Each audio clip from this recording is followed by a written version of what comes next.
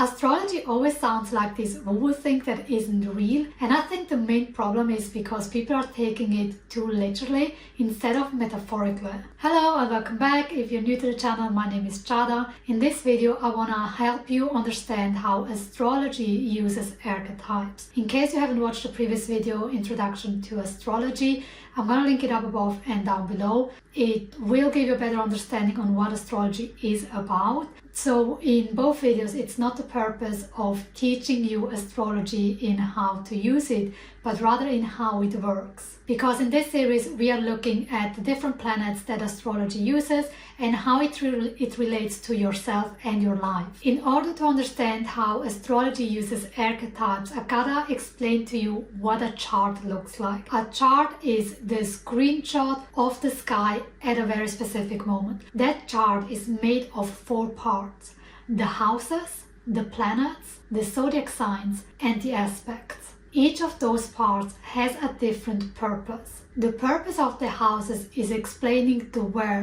where in your life is something happening. Is it your career, or is it your family, or is it your relationship? The planets explain what is activated.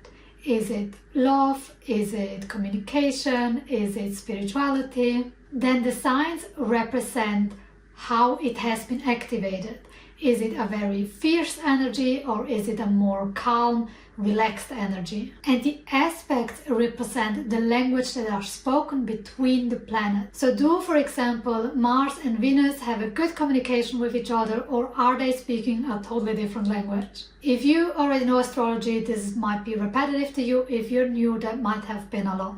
So I want to explain it in another way that someone teach to me that I have found very, very helpful, and have noticed that it helps a lot for people who are totally new to astrology. And it's, think of it as a play in a theater. So the houses represent the stage. So what stage is currently set up? Is it somewhere in the wild, or is it in a bedroom? Then the actors are represented by the planets.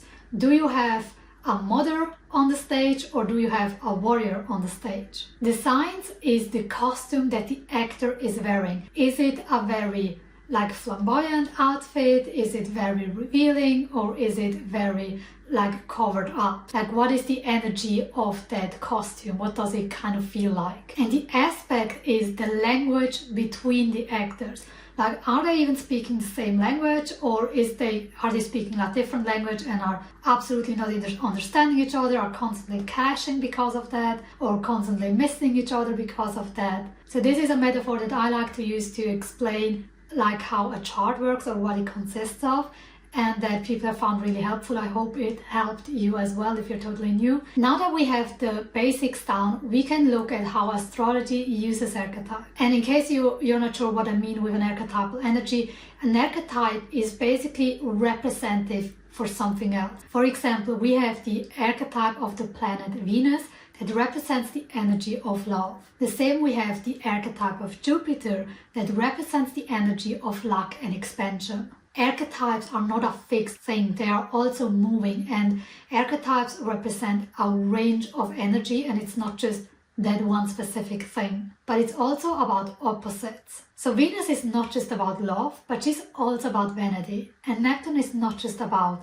imagination, but he's also about escapism. So the other thing that I want you to understand about archetypes is that we are not speaking about an actual person. So in astrology, when we are talking about Venus, the planet of love, which in Greek mythology would be Aphrodite, we are not talking about an actual person. At best, we are talking about a persona, or more specifically, we are talking about a specific energy that it represents. With time, the more you involve yourself with astrology, but also with mythology, you will notice that the characteristics start to overlap.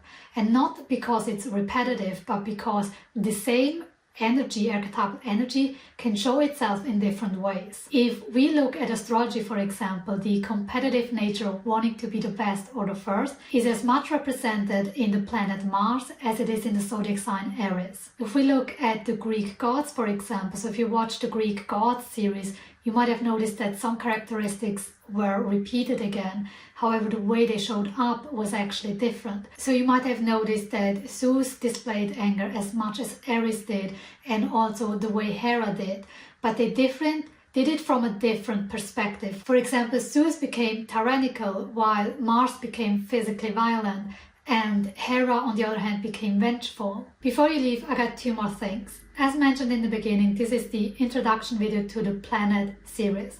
The goal was to help you understand how astrology uses the planetary archetypal energy. If it was confusing, it's okay, don't worry about it. You don't need to understand the whole mechanism behind it in order to benefit from the following videos. However, I wanted to give you that background information in case you find it helpful. The second thing that I want you to be aware of when watching the planet videos is that I don't want you to focus so much on how it expresses, but rather that it expresses. So as I explained in the 4 parts of how a natal chart or a chart is composed of, the planets represent the what, it doesn't represent the how. So while you listen to what the characteristic of a certain planet is, I want you to reflect for yourself. How does it show up for yourself? Even though I might be talking about Mars and being that competitive nature, I want you to ask yourself, what is your competitive nature like? You don't have to be like Mars. It doesn't mean that something is wrong if your energy is not the original energy of Mars, because there is where the zodiac signs come in. So that is the first step. Just look at the planet and how do you notice it in your life.